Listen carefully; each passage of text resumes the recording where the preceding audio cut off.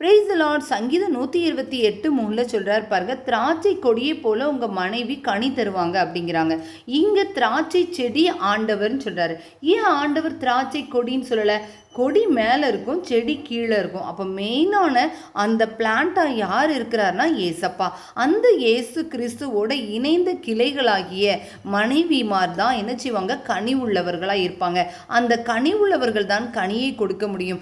குழந்தைகளுடைய இருதயத்திலே ஆண்டவருடைய வார்த்தையை தூவி, இந்த வார்த்தையை எப்பொழுது கொடுக்க முடியும்னா வளர்ந்த பிறகு இல்லை, குழந்தைங்களா இருக்கும் பொழுது கதை சொல்லுங்க, படுத்திருக்கும் போதும் குழந்தைங்களுக்கு சாப்பாடு ஊட்டும் பொழுதும் ஆண்டவருடைய வசனத்தை குறித்து இறை வார்த்தை என்ன சொல்லியிருக்கிறது என்று சொல்லி வேதத்தை படித்து படித்து படித்து பைபிளில் எல்லா கதைகளை நீங்கள் கொடுத்துட்டீங்கன்னா அந்த எசன்ஸ் அவங்க கூட இருக்கும் பொழுது வளர்ந்த பிறகு பாவமான அந்த உலகத்தில் அவர்கள் போகும் பொழுது தவறு செய்யாதபடிக்கு ஆண்டவருடைய இறை வார்த்தை தீட்டப்பட்ட பட்டயம் போல் அவர்களை வழிநடத்தும். God bless you.